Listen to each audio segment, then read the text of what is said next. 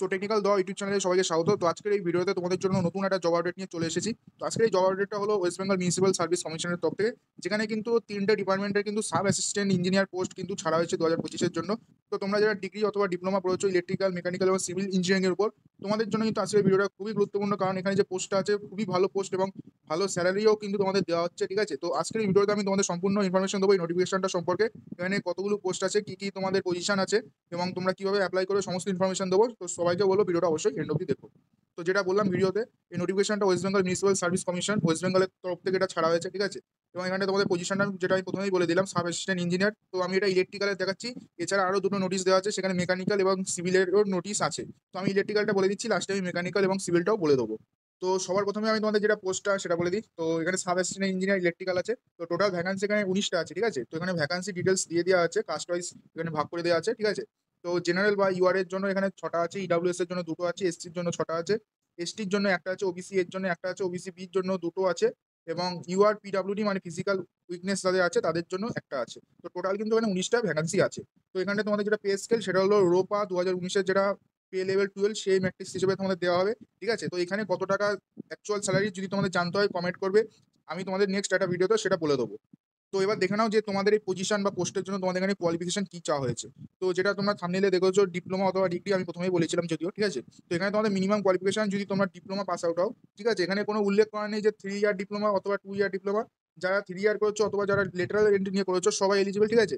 তো মিনিমাম তোমাদের কোয়ালিফিকেশন থাকতে হবে ডিপ্লোমা সার্টিফিকেট, মানে তোমাদের সার্টিফিকেট থাকতেই হবে। ঠিক আছে? তো যারা পাস আউট হয়ে গেছো একমাত্র তারাই এলিজিবল, কারণ এখানে সার্টিফিকেট চাওয়া হয়েছে। তোমাদের কিন্তু সার্টিফিকেট শো করাতে হবে অ্যাপ্লিকেশন প্রসেসের সময়। তো যাদের ডিপ্লোমা আছে ইলেকট্রিক্যাল, মেকানিক্যাল অথবা সিভিল তারা এলিজিবল, অথবা যারা বিই বিটেক করেছো। ঠিক আছে? এই ইলেকট্রিক্যাল, মেকানিক্যাল এবং সিভিলের উপর তোমরাও একইভাবে এলিজিবল। তো এখানটা দেখে নাও, এখানে লেখা আছে candidate having higher education qualification in electrical engineering may also apply. তো এখানে ইলেকট্রিক্যালের জন্য এটা ইলেকট্রিক্যাল দেখাচ্ছে, মেকানিক্যালের জন্য মেকানিক্যাল, সিভিলের জন্য সিভিল এখানে আছে। ঠিক আছে? তো আই থিঙ্ক এই অবধি তোমরা ক্লিয়ার হয়ে গেছো। তো এবার দেখে নাও তোমাদের যেটা এজ ক্রাইটেরিয়া, তোমাদের এখানে ম্যাক্সিমাম এজ কত অ্যালাউ করেছে।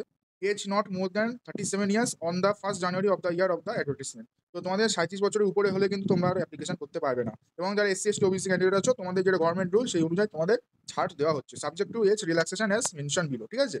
আর এখানটায় তোমাদের একটা জিনিস বলা আছে যে তোমাদের এজ সেটা তোমাদের কি হিসেবে দেখে তোমাদের কাউন্ট করা হবে। Age as recorded only in the Madhyamik or equivalent certificate will be accepted. ঠিক আছে? যেটা তোমাদের মাধ্যমিক সার্টিফিকেটে এজ দেওয়া থাকে, সবারই দেওয়া থাকে। তো ওইটা দেখে তোমাদের এজটা কাউন্ট করা হবে। তো এখানটা দেখো uploading of the document and সার্টিফিকেটে বলা আছে document regarding essential qualification age caste PWD certificate must be scan and uploaded along with online application.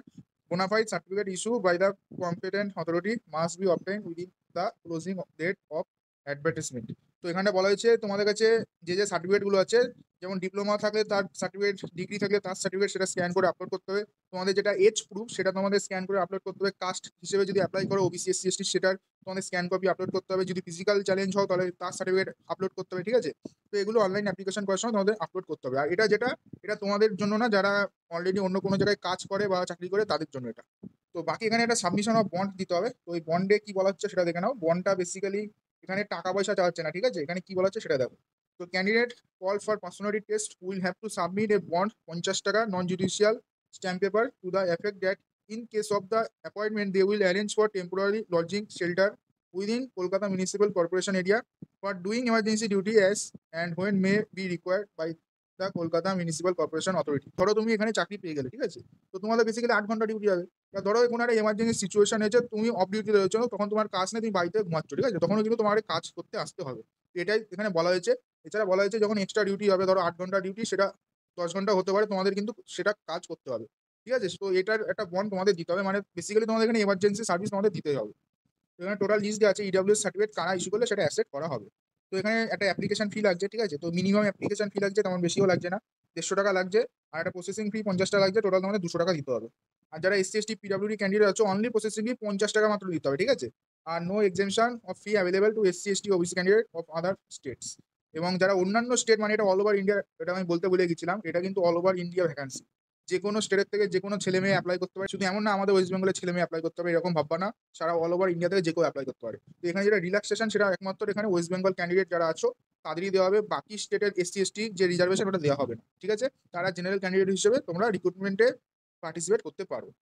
বাকি এখানটায় তোমাদের সিলেবাসও দেওয়া আছে। ঠিক আছে? এখানে পুরো ডিটেলস সিলেবাস দেওয়া আছে। তোমাদের রিটেন টেস্ট 200 মার্কসের হবে, এটা ইন্টারভিউ বা পার্সোনালিটি টেস্ট সেটা তোমাদের 40 মার্কসের হবে, ঠিক আছে? এখানে ডিটেইল সিলেবাসও দেওয়া আছে। তো এখানে বলা হচ্ছে final merit list will be prepared on the basis of total marks obtained by the candidate, written examination and personality test. মানে দুটো এক্সামিনেশন 200 প্লাস 40 মানে 240 এ কিন্তু তোমাদের এক্সামিনেশন হবে। এই 240 মার্কসের উপরেই কিন্তু তোমাদের যেটা মেরিট লিস্ট সেটা কিন্তু তোমাদের পাবলিশ করানো হবে। আর এখানটায় বলা হচ্ছে টাই কন্ডিশন বলা হচ্ছে, ধরো দুজনের মধ্যে টাই হলো, একই নাম্বার পেয়েছে, একই মেরিটই আছে, ঠিক আছে?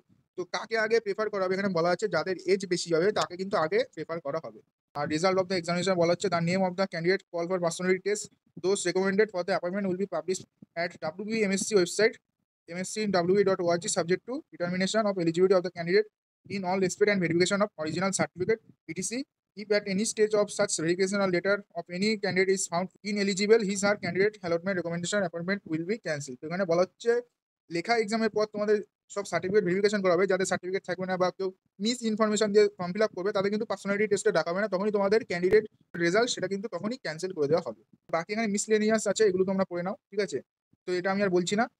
আর বাকি রিগার্ডিং স্ট্রাইক এটাও তোমরা পড়ে নিও, এটা আমি আর বলছি না, ঠিক আছে? আর লাস্ট ডেটটা দেখে নাও তোমরা, লাস্ট ডেট অনলাইন অ্যাপ্লিকেশন 8/7/2025 অবধি করতে পারবে। আর অনলাইন যে অ্যাপ্লিকেশন কোন ওয়েবসাইটটা করবে সেটা দেখে নাও, www.mscwb.org, এখান থেকে তোমরা করতে পারবে। তো ইনস্ট্রাকশন অফ দ্য ক্যান্ডিডেট এখানে দেওয়া আছে, এগুলো তোমরা পড়ে নিও। আর ফার্দার আমি কিছু বলছি না এখান থেকে, ঠিক আছে? আর নিচে দুটো সার্টিফিকেটের ফরম্যাট আছে, এখানে যে প্রথম সার্টিফিকেট এটা ডিসেবিলিটি সার্টিফিকেটের ফরম্যাট, আর লাস্টে যে সার্টিফিকেটটা আছে এটা হলো ইকোনমি উইকার সেকশন যারা অ্যাপ্লাই করবে তার এখানে কিন্তু সার্টিফিকেটের ফরম্যাট দেওয়া আছে। তো এই দুটো ফরম্যাটে যদি তোমরা অ্যাপ্লাই করতে চাও, এই ফরম্যাটে কিন্তু তোমাদের সার্টিফিকেটটা ইস্যু করিয়ে তারপর দেন তোমাদের অ্যাপ্লিকেশনে কিন্তু স্ক্যান করে আপলোড করতে হবে।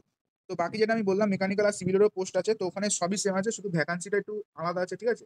মানে ভ্যাকান্সিটা শুধু আলাদা আছে, বাকি সমস্ত কিছু সেম। আর যেটা সিলেবাস সিভিলের জন্য সিভিল, মেকানিক্যালের জন্য মেকানিক্যাল হবে। তো আজকের ভিডিওটা এই অবধি ছিল, আশা করবো তোমাদের ভিডিওটা ভালো হয়েছে। যদি ভালো লাগে অবশ্যই লাইক করবে। তোমরা যদি আমাদের চ্যানেল নতুন হও এবং এরকম ফার্দার হেল্পফুল ভিডিও পেতে চাও তো চ্যানেলটাকে অবশ্যই সাবস্ক্রাইব করবে। তো দেখা হচ্ছে নতুন একটা ভিডিওর সাথে, ততক্ষণ বাই বাই।